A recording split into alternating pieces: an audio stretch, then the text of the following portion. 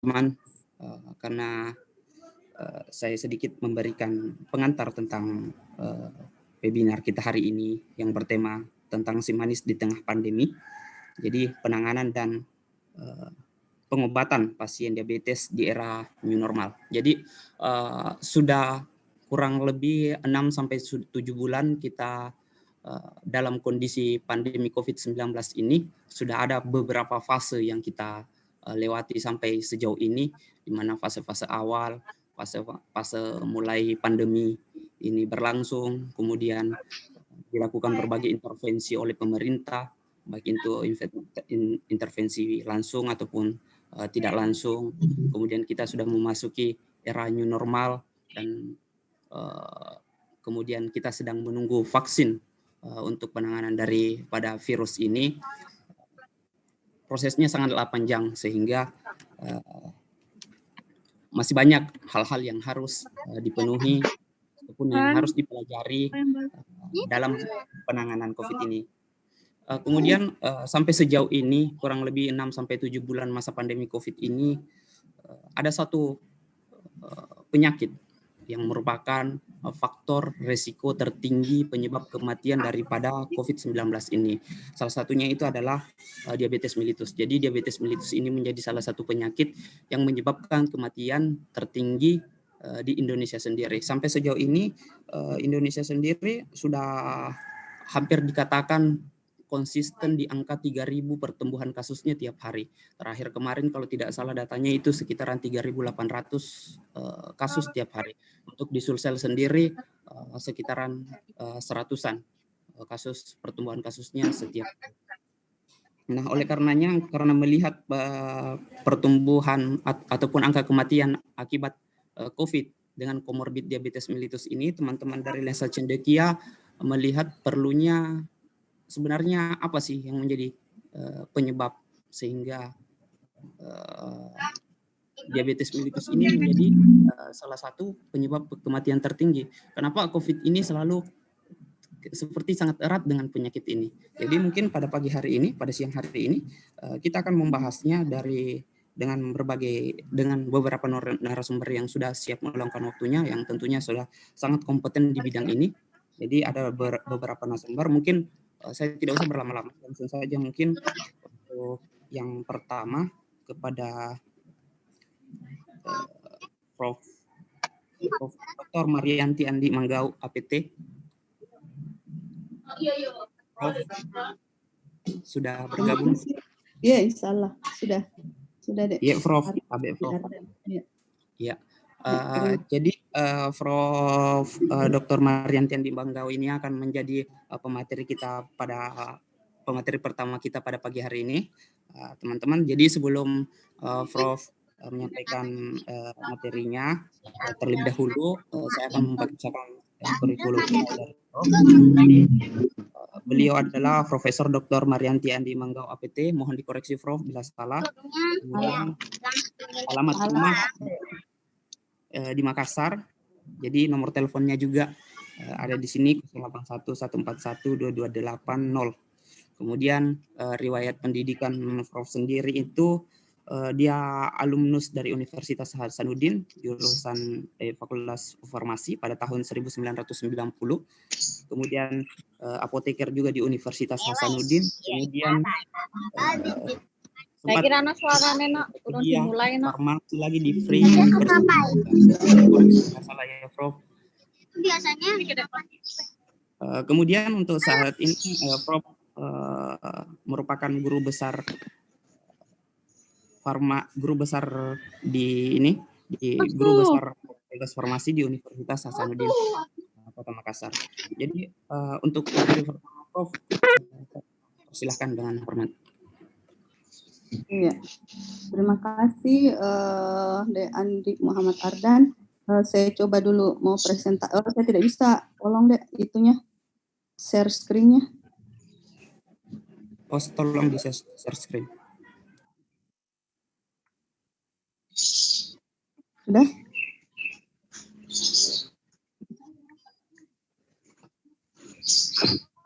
enggak lagi Ya. Belum bisa. Belum bisa deh. Saya share screen. Apa-apanya kalau Anda di rumah mah tahu apa-apa. Ya, Anda di rumah belum bisa ya. Assalamualaikum warahmatullahi wabarakatuh. Belum bisa ya, Dek, share screen. Belum bisa ya? Host? Ya. Mana hostnya?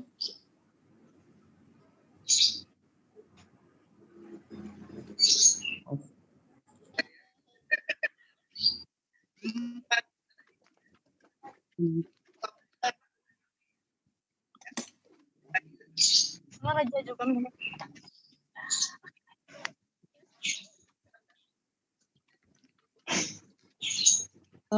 Belum bisa. Gimana ya? Belum bisa deh. Atau saya kirimkan saja ya, PT-nya ya. ada uang 10.000-an nanti belakang gede. 5.000 buat ngasih masjid deh. Buat dari Atau saya kirimkan ki saja anunya. Saya kirimkan ki Ya, boleh, PPT-nya. Prof. Ya, boleh, Prof. Oke, ini ya saya kirimkan. Mana hidolot.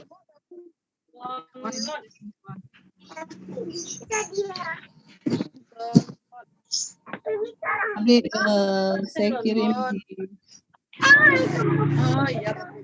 kirim di WA tak? Nah, tunggu saya lihat. Pada di daftar jadi polisi wena. Di polisi mau tembakkan semua orang Barangkali bagusnya anu di PPSX kan dulu ya. Sayang.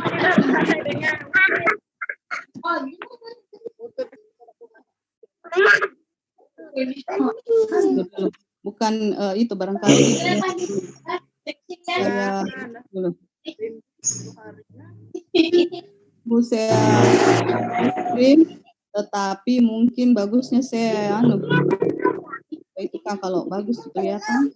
Iya, Prof. Tunggu, Prof. Sementara dulu. Lihat dulu. Udah ya. Saya maunya pakai PSX saja barangkali. Tunggu dulu nah. Saya pakai PPSX bagus barangkali supaya enggak terbongkar. Kalau dia PPTX saya tidak tahu nanti terbongkar.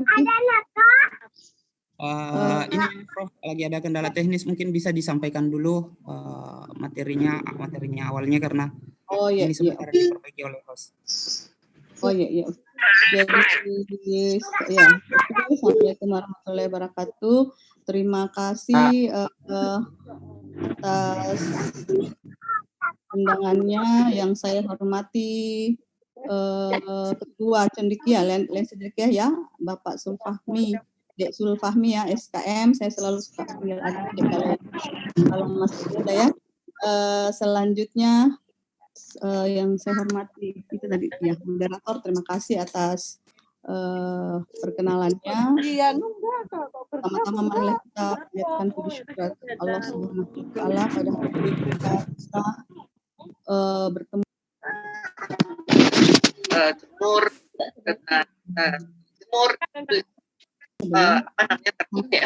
membicarakan mengenai COVID, diabetes farmakologi ya, farmakologi pada pasien diabetes mellitus ya, karena sebelum sudah bisa ya di share, saya punya itu belum?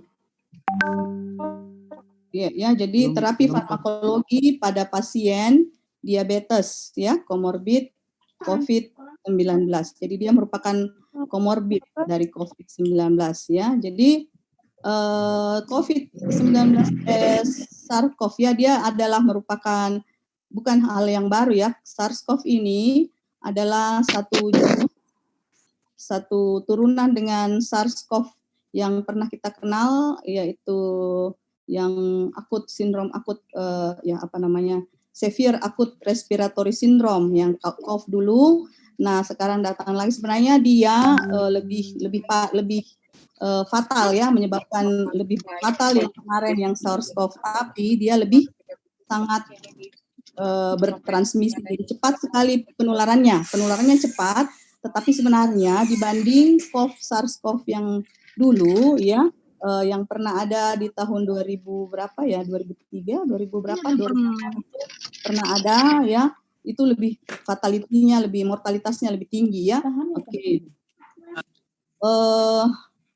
Terus tidak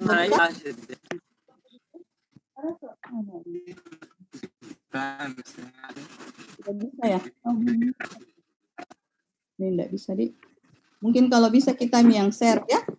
Selanjutnya ya, apa yang tolong di Tabe deh. Tolong semuanya ya, teman-teman peserta Tabe minta tolong untuk selama materi berlangsung harap untuk di mute dulu. Ya, kita mendengarkan paparan dari Prof dulu. Ya, oke ya. Jadi kenapa ada orang yang misalnya ada yang kalau SARS-CoV itu ada memang ya, yang paling yang parah kan itu dia sulit bernafas ya, sindrom akut, severe akut coronary syndrome ya, severe akut respiratory syndrome. Kenapa begitu? Karena kita tahu bahwa dia memiliki reseptornya itu ada macam-macam. Ada juga orang bilang, oh bukan, saya tidak itu, tapi saya diare misalnya. Ya karena di tempat reseptornya, jadi kalau virus itu masuk ya, dia akan berikat.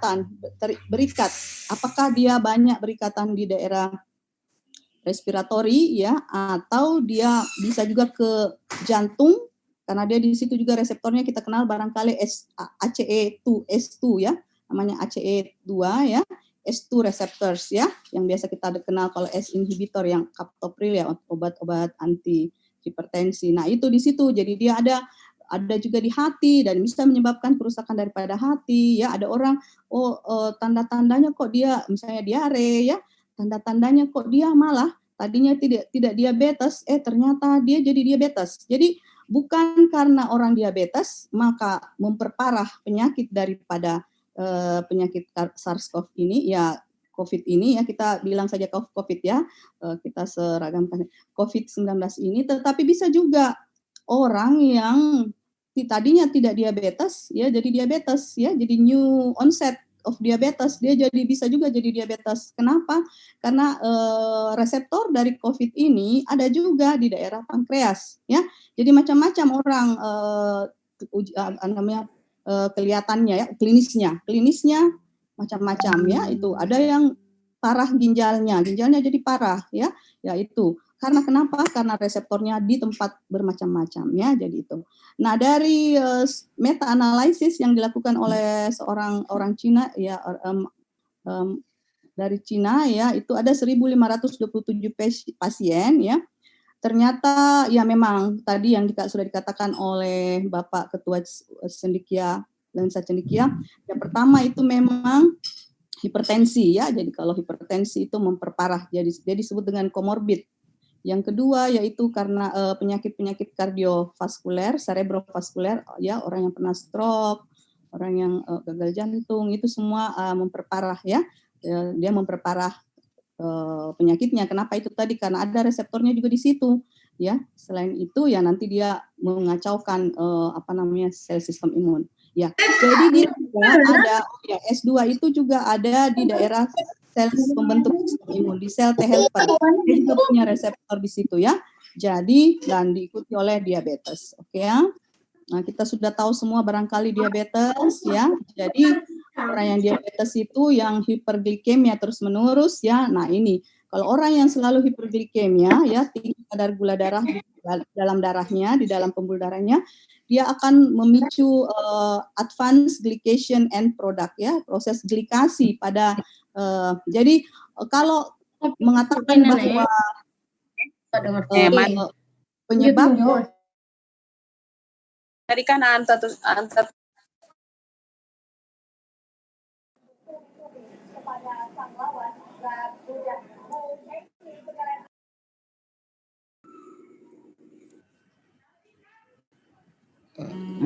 maaf Prof, termute. Sudah bisa share screen juga Prof. Bisa ya, Mbak? Ya. Bismillah, oh ya bisa.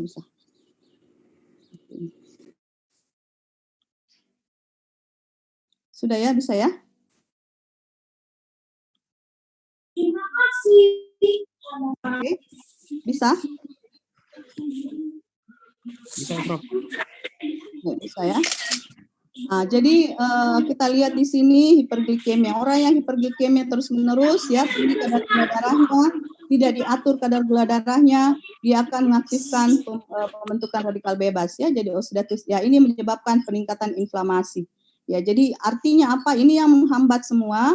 Jadi apa? Natural products pharmaceuticals ya. Jadi kalau orang yang suka makan antioksidan, ya bisa juga menghambat terjadinya proses inflamasi dan menghambat terjadinya disfungsi endotel ya, disfungsi endotel, disfungsi sistem imun ya, karena orang yang inflamasi berarti sistem imunnya ada permasalahan di sistem imunnya ya. Jadi itu.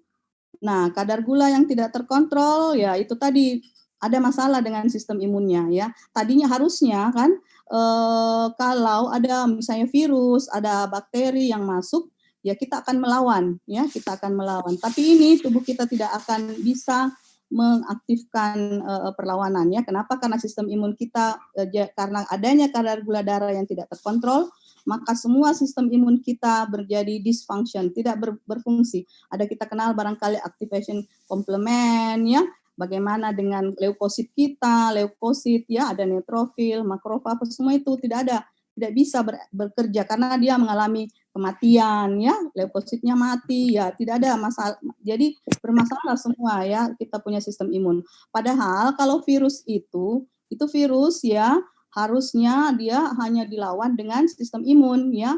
Kenapa kalau menurut saya ya, jadi kenapa itu vaksin kalau bisa kita tidak usah menunggu vaksin. Kenapa? Karena virus itu kan sesuatu yang sering bermutasi ya, dia selalu kalau kita sudah dapat virusnya dia mutasi lagi, lain lagi ya. Kita sudah dapat vaksinnya dia bermutasi lagi. Jadi kalau bisa ya kita harusnya menaikkan sistem imun saja supaya kita tidak terkena virus ya. Jadi sistem imun harus baik ya. Bagaimana dengan makan makanan yang bergizi ya, protein karena itu yang semuanya pembentuk sel-sel sistem imun itu adalah protein ya, tidak stres semua ya. Jadi bukan antibiotik obatnya tetapi sistem imun ditingkatkan ya. Jadi semua itu. Nah, tapi kalau orang yang diabetes, nah itu kenapa orang diabetes selalu suka sakit ya, suka flu, kenapa dia punya kaki nanti infeksi, karena apa? Karena kalau luka ya kita bisa insya Allah bisa sembuh kalau kita kadar gulanya terkontrol. Nah ini yang harusnya kita nanti kalau sebagai tenaga kesehatan harus memang hanya yang paling penting, tidak ada yang tidak bisa dilakukan, yaitu hanya dengan mengontrol kadar gula darah ya. Itu. Jadi untuk supaya kita punya sistem imun kembali aktif ya, jadi istirahat yang cukup itu semua cara untuk meningkatkan sistem imun. Nah ini sudah dari in vitro in vivo clinical study ya, memang ya jadi semuanya memang menyebabkan terjadinya kerusakan daripada sistem imun kalau kita punya selalu hiperglikemia ya. Jadi hiperglikemia yang tidak terkontrol malah mengaktifkan replikasi virus. Yang tadi itu juga ya, kalau orang luka tambah tambah aktif dia punya mikroba di situ ya, S. aureus barangkali ya yang paling terkenal itu untuk pada di luka misalnya ya. Kalau orang gangren ya, padahal kalau yang lain ya itu karena kenapa? Karena hiperglikemia ya itu. Nah, ini kita lihat reseptor angiotensin converting enzim tadi yang saya sudah bilang ya, dia ada macam-macam di mana-mana di imun sel imun juga, jadi menurunkan sistem imun tadi, merusak, mematikan ya kalau dia terikat di situ ya, di pankreas. Jadi itu tadi dia bisa menyebabkan terjadinya diabetes ya, tadinya tidak diabetes kok jadi diabetes sekarang karena pankreasnya jadi rusak ya, jadi akhirnya tidak bisa menghasilkan insulin dengan sendirinya, maka dia itu bisa jadi diabetes. Hiperglikemia juga. Nah, akhirnya tambah memperparah ya, tanpa memperparah. Ya, jadi hati-hati juga kalau bilang, oh kan saya tidak diabetes, kan saya tidak hipertensi ya misalnya. Tidak, tapi semua harus berhati-hati. Kenapa? Karena nanti dia malah yang bisa menyebabkan kalau dia pas masuknya kita punya pankreas ya yang ngatur untuk sekresi daripada insulin ya. Ini kita lihat reseptornya, reseptor dari virus ini, ya ini tadi angiotensin 1, angiotensin 2. Nah, dia punya reseptor namanya reseptor angiotensin 2. Nanti dia masuk di sini ya. Dia masuk di sini ya. Nah, itu tadi angiotensin reseptor itu yang terdapat di tempat macam-macam. Nah, itulah nanti yang berefek, yang menunjukkan di klinisnya bagaimana ya, macam-macam ya. Itu karena saya biasa lihat orang, oh saya tidak ini ya, saya cuman diare. Ya itu, diare juga adalah tanda-tanda. Karena reseptor BS2 itu ada di intestin ya, di usus ya. Oke ya, jadi kita lihat di sini. Jadi, nah selama ini obat ya yang dipakai untuk penyembuhan daripada orang yang COVID ini biasanya pilihannya kan masih susah ya, ada antivirus ini, antivirus macam-macam ya. Tetapi biasanya pilihan utamanya menurut WHO ya memang kloroquine dan hidroksikloroquine. Kenapa? Jadi ini kloroquine ditambah hidroksi di sini ya, ada di sini hidroksinya, dia itu bisa menyebabkan itulah disebut dengan hidroksikloroquine karena dia bisa juga sebagai imunomodulan ya. Jadi dia bisa meningkatkan sistem imun kita, dia berefek antiinflamasi, menghambat eksaserbasi pneumonia. Jadi ini pilihannya ya, kalau biasanya kalau orang diabetes dan dia kena penyakit itu ya, dia didiagnosa menderita COVID, ya biasanya dipilih ini kloroquine dan hidroksikloroquine ya, karena dia berefek imunomodulatori ya. Jadi dia juga bagus, makanya kenapa dipilih untuk orang yang diabetes, karena dia bisa dari hasil penelitian tapi di animal models ya. Jadi semua ini sebenarnya belum ada data yang realnya ya, belum ada uji klinisnya, berat lama ya. Jadi kenapa di animal models terlihat bahwa kloroquine itu bisa meningkatkan fungsi daripada sel B. Jadi tadinya kalau sel B-nya rusak ya, bisa dia mengaktifkan perbaikannya. Maka memang biasanya dipilih pada orang yang COVID dan diabetes, bukan yang lainnya. Ini kita karena bicara diabetes, maka dia biasanya dipilih untuk orang diabetes ya itu. Selanjutnya, nah tapi kalau orang yang diberikan kloroquine ini atau hidroksikloroquine harus hati-hati kalau pada orang yang diberikan obat, diberikan insulin dengan, kan pastilah karena dia itu tadi kita bilang kalau dia diabetes maka memang haruslah diturunkan kadar glukosa darahnya ya, karena dia hiperglikemia. Nah, tapi kalau dia diberikan bersamaan dengan kloroquine, karena tadi itu dia memperbaiki fungsi sel dan menurunkan kerusakan daripada insulin dan meningkatkan insulin, sekresi insulin, maka orang harus berhati-hati dengan memberikan dosis. Ya, mungkin dosisnya kan biasa kalau orang yang sakit, dosis insulin misalnya 70 kg berat badannya, maka 70 kalau dalam keadaan sakit ya maka 70 kali 1 unit ya. Kalau dia sedang insulin saja diabetes saja tapi masih tidak sakit parah ya. Kalau ini kan kita bilang sakit parah, maka dia kan cuma 0,5 unit kali berat badan misalnya ya. Nah, kalau ini kita harus tidak boleh 70 kali 1 ya, atau 70 kali 1,5. Kenapa? Karena kalau diberikan bersamaan, dia kloroquine ini bisa juga menurunkan kadar gula darah karena tadi dia meningkatkan sekresi insulin. Jadi hati-hati dengan hipoglikemik ya kan. Hipoglikemik ya banyak juga kan orang hipoglikemik ya malah mortality ya. Dia malah menyebabkan terjadinya kematian misalnya. Dia harus hati-hati dosis adjustment. Jadi kalau kita mendapatkan pasien diabetes dengan memperoleh juga kloroquine ya harus hati-hati dengan dosisnya ya, jangan langsung pokoknya disuntikan, pokoknya kali 0,1 kali berat badan enggak gitu ya. Ya itu, jadi itu kita harus hati-hati kalau diberikan kloroquine.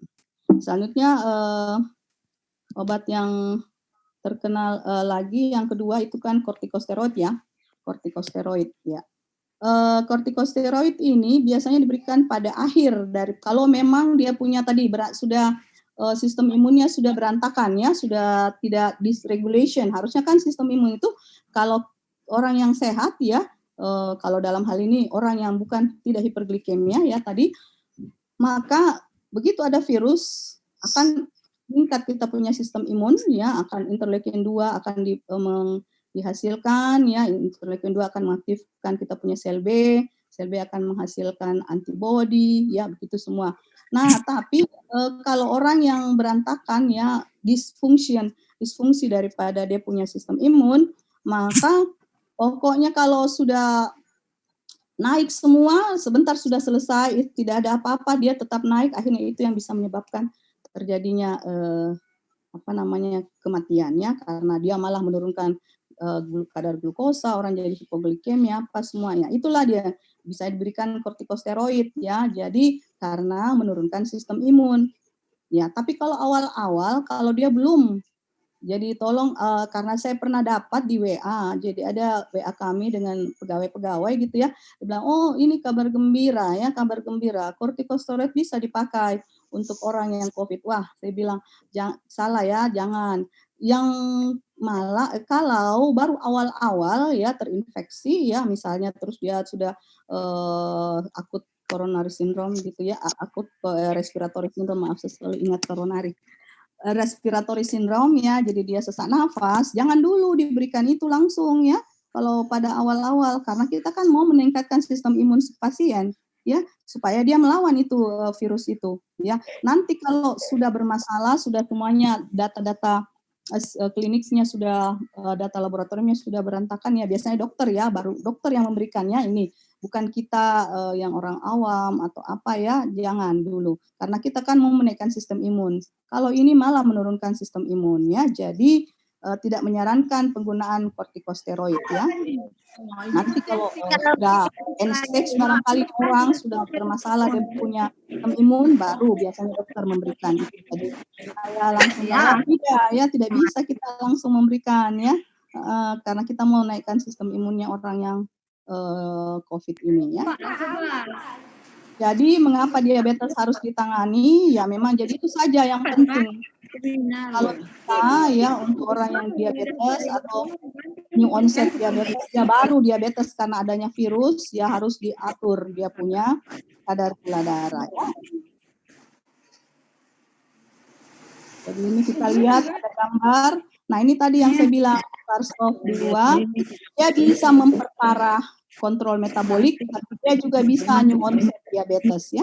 Ini dari akhirnya inflamasi.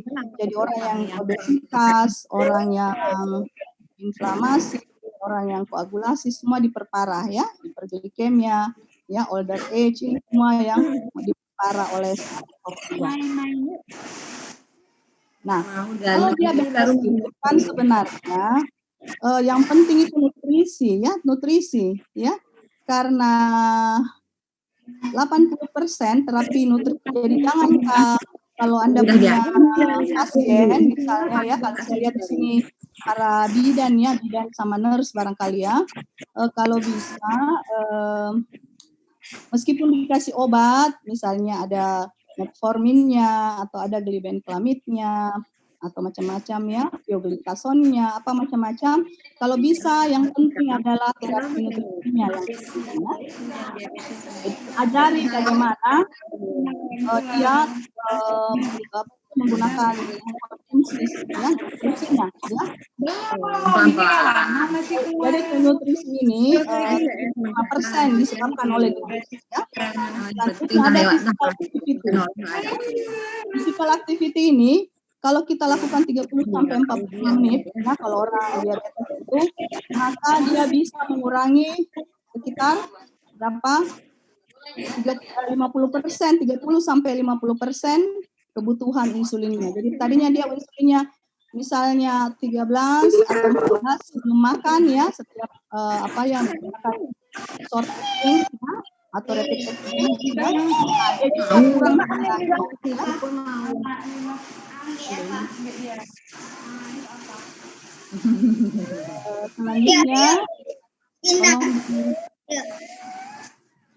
kan adik lah tuh sentuh ya.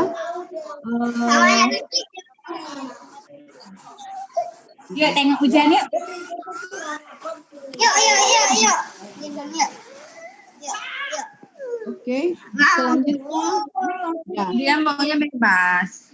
Nah, sekarang kita lihat makanan apa ya. Jadi fruit yang bagus ya, vegetables ya, itu bagus digunakan. Sebenarnya ini bagus ya daripada gula yang dikata sakarosa. Kita lihat dulu bagaimana cara mengatur kadar gula dalam darah ya. Selanjutnya kita lihat, tapi sekarang ada yang mengatakan bahwa kelebihan gula buah, justru gula buah yang bisa menyebabkan terjadinya kolesterol, peningkatan kolesterol ya. Jadi hati-hati juga kalau makan buah-buahan yang terlalu sudah manis, kayak bagaimana ini sudah asam.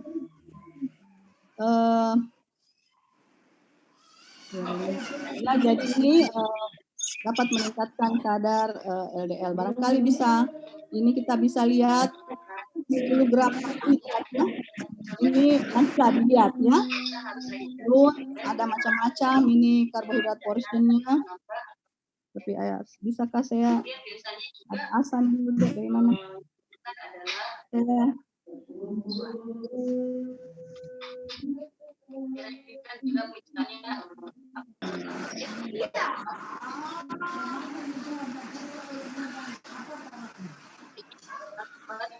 itu dulu ya, saya berhenti dulu karena ada asam deh.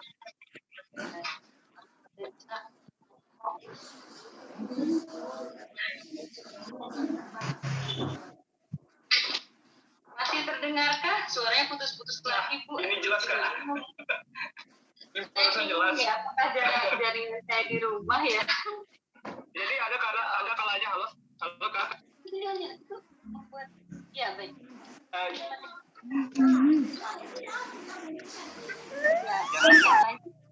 Lanjut Kak, silakan. Nah, ini dia. Jadi ada sebuah penelitian ya.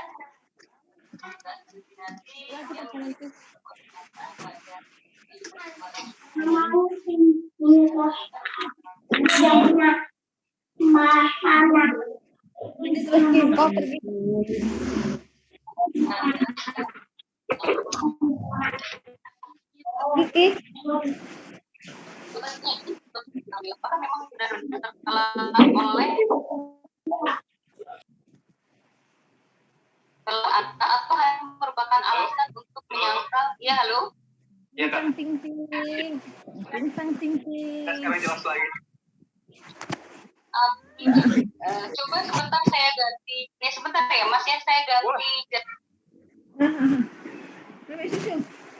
Boleh Kak, silakan.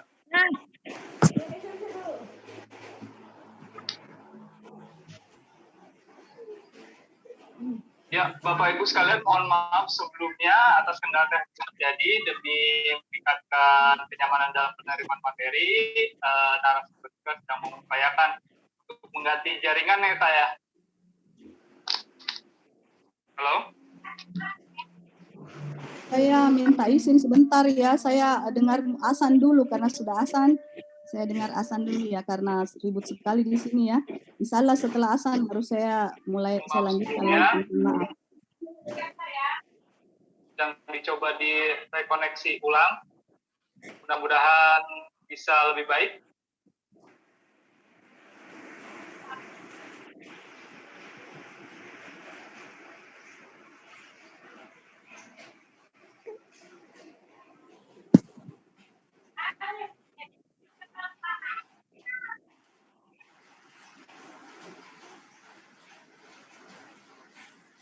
Halo. Ya, tunggu ada masalah teknis jaringan Bapak Ibu sekalian. Jelas Maka. Ya, selanjutnya saya lanjutkan. Mohon maaf ya teman-teman semua, Bapak Ibu. Aduh. Tapi ini sudah sering sama handphone saya, mudah-mudahan ini lebih stabil dari saya. Jadi Pak saya izin. Silakan Kak, silakan. Nah, jadi memang ada sebuah penelitian tetap ya tadi kesalahan. Oke, selanjutnya saya lanjutkan ya. Ini artinya 10 gram karbohidrat ini, jadi kalau kita mengkonsumsi, jadi ini semua ini mengandung banyak karbohidrat ya, jadi ada yang mengatakan kalau tidak makan nasi, ya makan ubi atau apa, tapi sama juga karena ubi kalau cuman seperempat kasava ya, seperempat cangkir itu sudah 3 karbohidrat portion. Jadi dia butuh sekitar 1,5 unit insulin ya. Apalagi kalau nasi bisa jadi 4 insulin. Dia menghasilkan 8 karbohidrat portion ya, atau sekitar 80 gram karbohidrat ya. Itu. Ini semua harusnya kita juga ketahui ya, supaya kita bisa memberikan saran untuk pasien. Sebenarnya kalau mau tidak sakit juga kan harus dari nutrisinya ya, low carb. Selanjutnya kita lihat ada beberapa, jadi ini saja kalau bisa dia konsumsi ya, supaya kenyang misalnya ya, supaya kalau mau sehat ya. Ada beberapa avocado, alpukat, apa semua ini adalah bisa dimakan ya untuk mengenyangkan misalnya, daripada dan nasinya misalnya makan sayur pakai nasi kan, bukan makan nasi pakai sayur. Ada beberapa lagi ini juga low carb semua ya, jadi ayam apa semua ya, telur, putih telur, kuning telur ya, makan semua ini tidak ada karbohidratnya, tidak mengaktifkan pembentukan insulin, tidak mengaktifkan peningkatan kadar gula darah yang cepat ya, jadi ini aman ya. Oke, ini juga beberapa ya, mentega apa semua, minyak ya, minyak zaitun apa semua, ini bisa untuk sebagai sumber energi, karena dia adalah sumber energi baik, sangat baik ya. Untuk karena energinya lebih tinggi daripada kalau makan nasi ya, cepat laparnya kalau nasi. Ya, jadi aktivitas fisik ini tadi sudah saya katakan bisa menurunkan kadar insulin ya, 10-50%. Selanjutnya lifestyle modifikasi.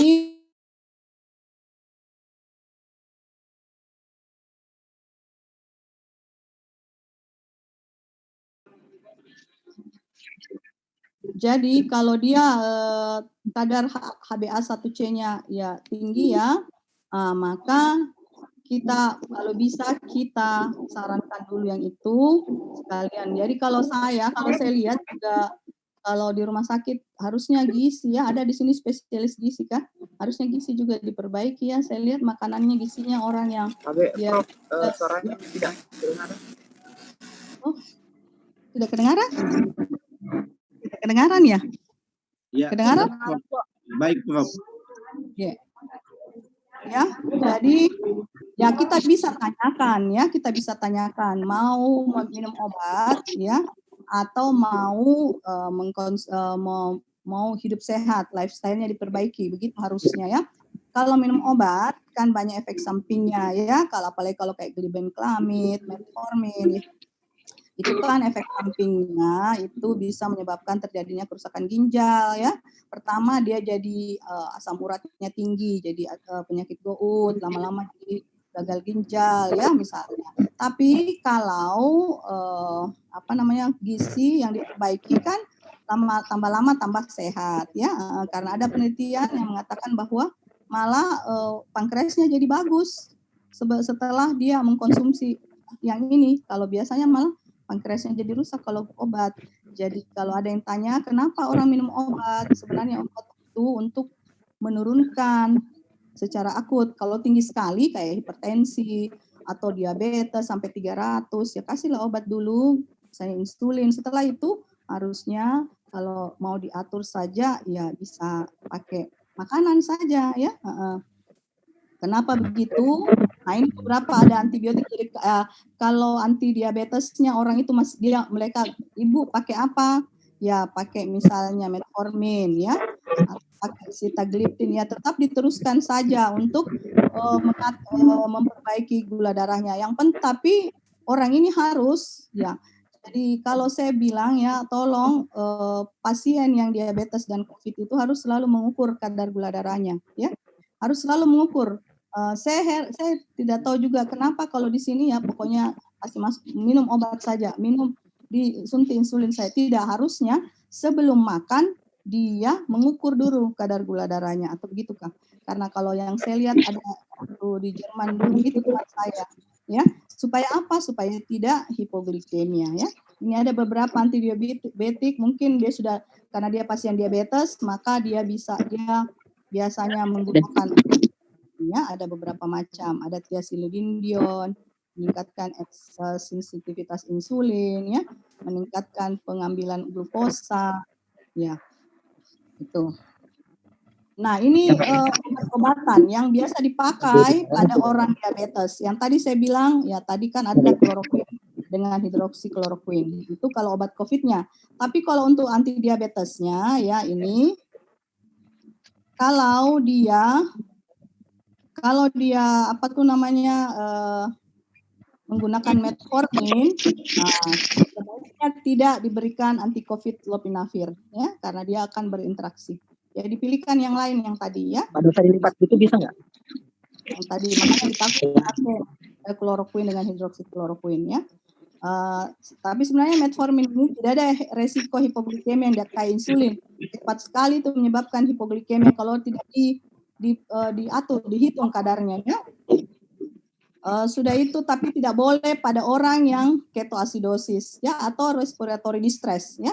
Jadi kalau dia sedang penyakit, dia sulit bernafas atau apa, dihentikan metforminnya. Ya, metformin tidak boleh diberikan, ya, karena tidak bisa, beresiko, ya, harus hati-hati. Atau pada orang yang gagal ginjal, sebaiknya tidak diberikan metformin, ya. Nah inilah kalau biasanya, pentingnya kalau kita bekerja sama, ya. Bagusnya kita bekerja sama ya, ada apoteker kan ada partisipannya gitu nanti. Kalau ada partisipannya ada sudah nama aku di sini ya. Mohon maaf Apa? Bu, peserta harap untuk mengertinya supaya ya. Jadi kalau orang gagal ginjal tidak boleh metformin ya, orang gagal jantung tidak bisa ya. Apalagi kan diabetes yang lainnya, ada beberapa yang biasanya DPP-4 inhibitor ya, dipeptidyl peptidase 4 inhibitor yang sitagliptin ya. Gliptin itu bagus dipakai kalau orang diabetes ya memang, tapi jangan kontraindikasi, jangan diberikan bersamaan dengan lopinavir. Jadi kalau ada obat ininya tidak bisa ya, jadi dipilihkan yang lain ya, jangan kita lihat apakah DPP-4 inhibitors ya. Jadi ini makanya tadi dibilang apa itu namanya, yang paling bagus memang hidroksikloroquine dengan kloroquine untuk orang yang diabetes untuk COVID-nya. Karena kalau itu tidak berinteraksi dengan obat-obat antidiabetesnya. Selain itu, si kloroquine dengan hidroksikloroquine, ya malah menaikkan sekresi insulin. Makanya itu yang dipakai. Yang ini semua, ya kenapa hati-hati diberikan? Karena dia bisa berinteraksi dengan obat-obat. Kalau ada orang diabetes dikasih sama dokter DPP-4 inhibitors, ya dikasih sitagliptin, ya misalnya, ya dia tidak bisa diberikan bersama dengan ini. Jadi ini namanya interaksi obat ya. Jadi harus diperhatikan interaksi obatnya. Ya itu ya. Ada SGLT2, ya ada GLP, glucagon like peptide 1 ya, reseptor agonis, ya itu ya. Itu juga tidak bisa diberikan bersama dengan atanasafir ya. Tapi kalau GLP-1 itu dia bisa beresiko, bisa menyebabkan hipoglikemia. Ya, jadi harus dilihat-lihat juga pasiennya ya. Jadi biasanya ini tidak bisa diberikan pada pasien yang rawat jalan ya. Kalau memang diberikan pada pasien yang rawat inap, karena selalu dipantau kadar gula darahnya oleh tenaga kesehatan yang lain, perawat ya. Selanjutnya ada lagi pioglitason ya, favipiravir, ini semuanya ya. Selanjutnya kita lihat yang paling banyak itu yang kalau di klinik ya, di rumah sakit itu memang insulin, karena insulin itu bisa diatur berapa yang kita mau suntikan ya, berapa dosisnya, berapa dosis. Jadi sebenarnya kalau insulin memang efek sampingnya bisa menyebabkan hipoglikemia, tetapi kalau diatur dengan baik dosisnya itu aman untuk pasien diabetes ya. Nah, kita lihat di sini ada rapid acting, ada reguler, insulin reguler ya, namanya short acting, disebut juga short acting ya. ada insulin glargin, detemir yang long acting ya. Di sini kita lihat penampakannya memang ada kalau NPH, humulin ya, itu dia Hagedorn, dia Claudi memang kelihatannya ya. Nah, kita bisa lihat kalau ini 5 sampai 15 menit sudah bisa berefek ya. Oke. Kalau yang ini bisa sampai 23 jam kalau detemir ya, glargin juga 24 jam. Ini yang biasa dipakai untuk insulin basal ya, yang dipakai sebelum tidur malam hari. Itu. Tetap harus diatur kadar glukosa darahnya pada malam hari karena kadar glukosa darah itu meningkat pada malam hari. Nah, kenapa makanya orang tidak boleh makan malam, apalagi makan apa itu namanya itu karbohidrat atau apa malam hari, ya, makan nasi, makan ubi goreng, ya, pergi makan mie, ya. Kenapa? Karena dia punya kadar glukosa darahnya meningkat pada malam hari dan pada pagi hari. Nah, kenapa orang jangan kalau mau makan nasi atau apa kan bagusnya di sore hari, ya, di sore hari. Karena di situ kita punya kadar insulin meningkat dan kadar glukosa darah menurun ya. Jadi kalau pagi ya makanya dibilang breakfast.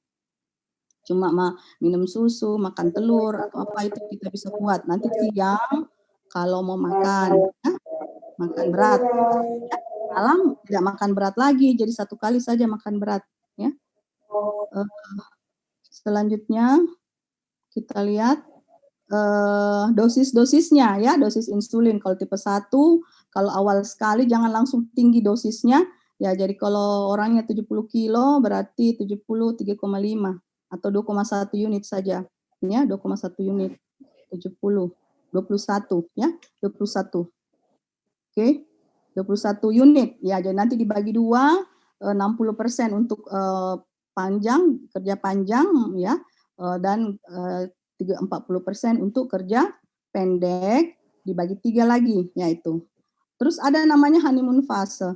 Ada orang yang tiba-tiba memang kadar gula darahnya bagus, tiba-tiba 1 bulan, 2 bulan, mungkin karena dia bahagia, atau ya karena dia bahagia ya, mungkin karena anaknya lulus perguruan tinggi, atau dia senang sekali, maka dia butuh insulin cuma 0,2 unit. Ya, sampai ini. Jadi kita tidak bisa langsung pokoknya kasih dia 0,5 unit, tidak ya, tergantung. Nah, ini kalau dia sakit COVID, ya, ini kan COVID ya, dia masuk rumah sakit atau apa, harus 1 sampai 1,5 unit kita kasih dia. Atau dia sedang ketosis ya, bau kusmaul, bau busuk itu hidung, mulutnya ya, itu dokter yang tahu ya, atau ketoasidosis ya, itu harus dosisnya segini ya, per harinya ya, dosisnya segini. Kalau orang yang insulin resistance ya 0,7 sampai 1,5 unit per kilogram berat badan.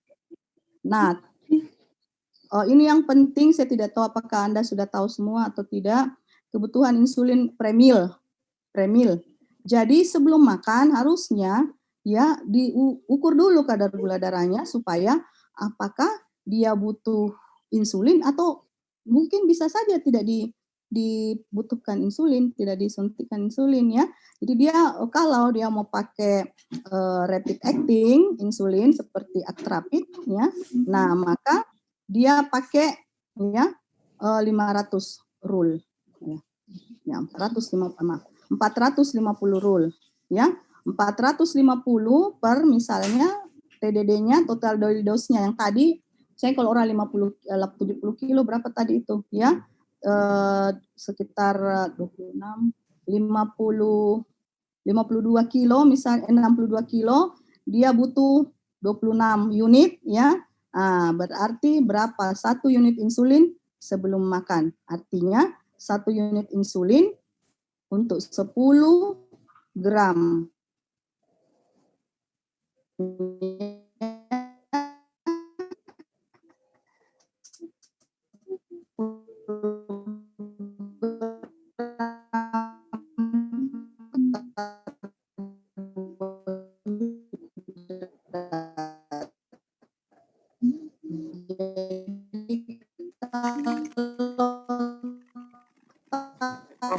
Suaranya kurang jelas.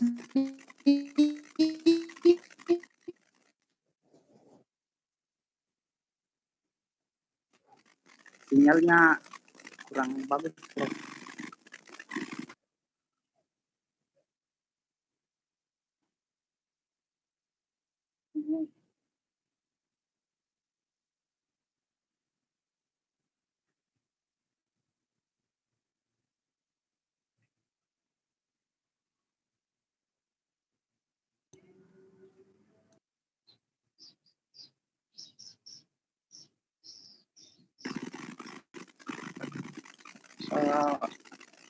Mohon maaf teman-teman, sepertinya Prof lock out ya, sinyalnya kurang bagus.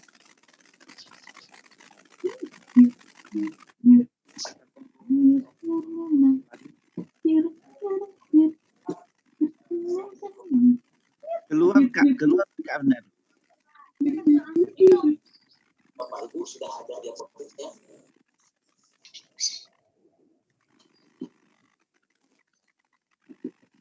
Jadi teman-teman harap perhatiannya sementara lagi. Jadi misal sebentar kalau sementara berlangsung materi harap untuk di mute karena setiap ada yang masuk biasanya ter-unmute gitu.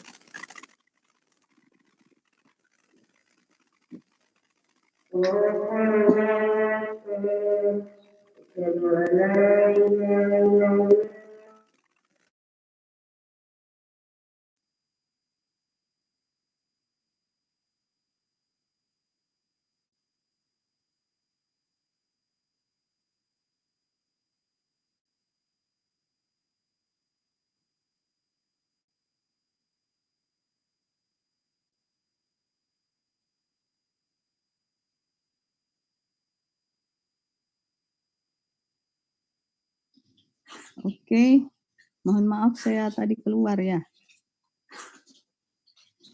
Ya Prof, mungkin bisa dilanjutkan. Jadi Ya, kita sekali lagi teman-teman harap perhatiannya ya untuk memute. Ya, Silakan, jadi jadi bisa kita hitungkan ya, kita hitungkan berapa kebutuhan daripada insulin ini ya. Jadi kalau memang orang tidak mau suntik insulin ya kita ukurkan juga berapa yang dia makan supaya kita tahu berapa. Jadi kalau bisa diatur nutrisinya maka dia tidak perlu, dia cuma butuh insulin yang kerja panjang, insulin basal insulin namanya yang malam hari, yang tadi kalau orangnya 70 kg berarti dia membutuhkan 70 unit, berarti malam hari itu dia butuh 42 ya, 42 unit untuk disuntikan pada malam hari ya, 60% daripada 70. Selanjutnya ada lagi perkiraan kebutuhan insulin untuk ya, faktor koreksi kadar gula darah. Jadi faktor koreksi kadar gula darah, berapa gula darahnya sebelumnya? Sebelum dia makan ya, tadinya gula darahnya sudah 100 sebelum makan ya, kadar gulanya misalnya 200 mg per desiliter ya kan, bagus kalau turun ya bawah 180, jadi 200 tadinya 200, dia bagusnya kan turun di misalnya 180 ya atau 220 ya. Kita turunkan dia ya. Caranya dengan jalan kita beri juga, kita hitungkan ya, kalau faktor koreksi gula darah kita hitungkan 1.700 per total daily dose. Tadi total daily dose-nya 70 ya. Jadi sekitar 1.700 bagi 70 ya, itu adalah miligram per desiliter untuk 1 unit insulin makan ya, sebelum makan ya. Jadi 1.700, maaf saya belum itu hitung, barangkali bagi 70 berarti 24% bisa diturunkan ya. Jadi kalau 24% diturunkan, nah kita cuma butuh 1 unit insulin. Jadi tadi kita jadi tambah jadi 6 unit insulin. Itulah yang disuntikkan sebelum dia makan ya. Jadi supaya dia tidak hipoglikemia, dia juga pas ya, pas. Jadi tidak bisa. Jadi namanya itulah dibilang kalau dosis insulin itu dibilang dosis yang pribadi ya. Kenapa tidak bisa cuma pokoknya dia kalau yang ini 4 unit, yang sebentar kalau mau makan lagi, makan siang lagi 4 unit lagi, tidak ya. Jadi tidak perlu harus dihitung terus ya. Jadi harus, apalagi orang yang COVID ini tidak boleh tinggi kadar gula darahnya, tidak boleh juga rendah. Kalau dia hipoglikemia ya, dia pingsan nanti ya. Nah, itu juga bisa menaikkan menurunkan sistem imunnya sama. Hipoglikemia sama hiperglikemia. Nah, setelah itu kalau dia menggunakan insulin harus dilihat obat apa yang dia gunakan ya. Kalau dia menggunakan bersamaan dengan tadi obat dexamethasone ya tidak boleh. Makanya kan tidak diberikan orang dexamethasone pada orang yang diabetes ya. Kecuali kalau sudah di titik akhir dia sudah mengancam jiwanya karena masalah dengan sistem imunnya tidak berfungsi dengan baik, maka biasanya diberikan dexa. Itu pilihan terakhir ya. Itu. Jadi bisa diberikan ini. Jadi kalau dia menggunakan diuretika kayak furosemida, hidroklorotiasid, atau dia menggunakan kortikosteroida harus hati-hati. Ya, karena kenapa dia menurunkan efek hipoglikemik daripada pasien diabetes ya.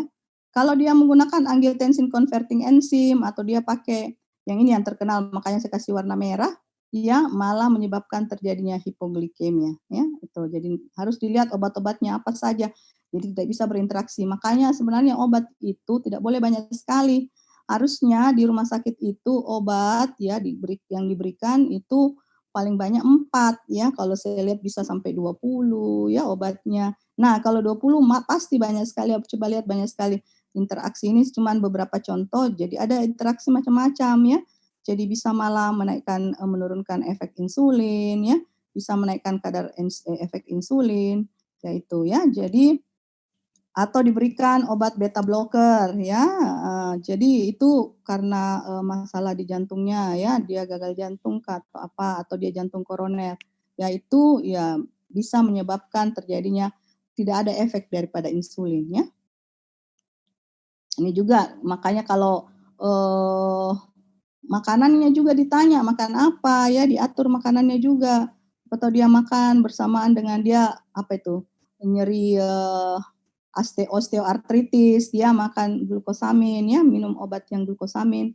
Ya, itu ya bisa menyebabkan terjadinya penurunan kadar glukosa ya. Jadi bisa menyebabkan terjadinya bisa hiperglikemia, bisa hipoglikemia ya. Jadi tidak ada efek berarti obatnya. Ada banyak juga orang yang suka minum coenzim Q10 ya, Q10. Makan garlic ya, kalau begini makan garlic ya, makan yang ginseng atau apa ya bisa menurunkan kadar gula darah. Makanya kita harus lihat ya, selalu kita ukur kadar gula darahnya sebelum menggunakan insulin ya. Itu jadi pilihan utama untuk orang yang diabetes supaya tadi tidak memperparah penyakitnya, penyakit COVID-nya, memang pilihan utamanya adalah insulin ya. Memang insulin yang kita gunakan karena dia sangat sakit ya, sakit illness-nya ya, illness dia ada penyakitnya yang lain yang membahayakan jiwanya ya, itu.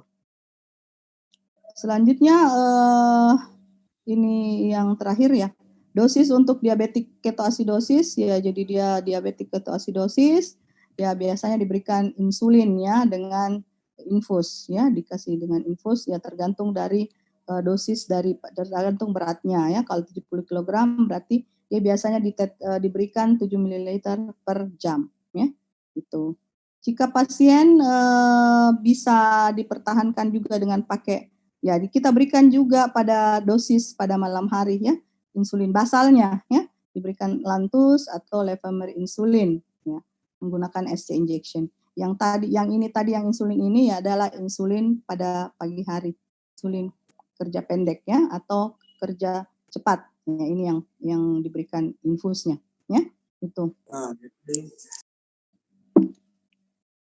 Itu saja barangkali yang bisa saya sampaikan.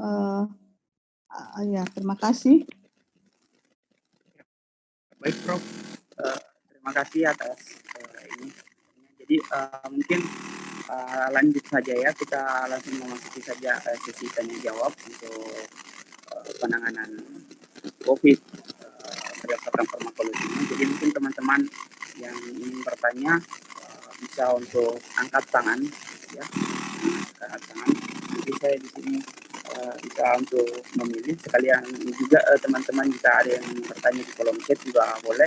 Jadi untuk yang pertama mungkin saya batasi dulu 2 orang, mengingat waktu masih ada 2 pertanyaan, dua narasumber lagi yang ingin menyampaikan pertanyaan. Jadi teman-teman yang ingin bertanya silahkan minta tolong host untuk dibantu untuk unmute ya.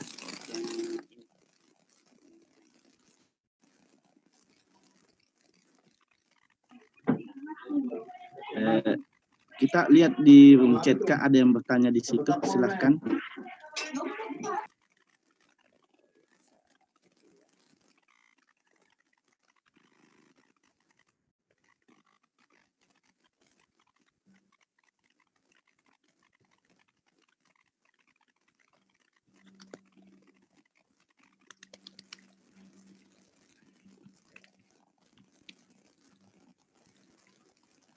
Baik, Prof. Ya. Ini ada pertanyaan dari Intan Putri Dinanti. Ya. Jadi, Assalamualaikum, perkenalkan nama saya Intan Putri Dinanti dari Politeknik Fiksi Ganesha Bandung. Izin bertanya, apakah penyandang diabetes membutuhkan terapi inovatif dan individual? Ya itu tadi kalau individual, ya memang kan saya sudah bilang tadi terapi individual itu dosisnya individual, ya biasanya insulin atau apa. Kalau terapi inovatif biasanya untuk makanan-makanan kesehatan, ya.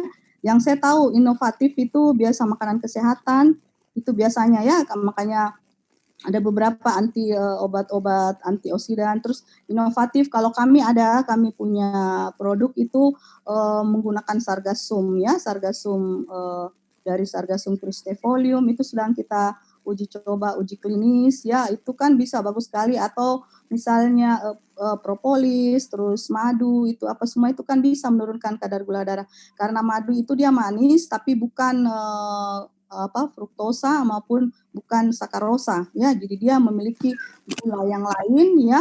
Galaktosa itu adalah gula kompleks ya, bisa menurunkan kadar gula darah.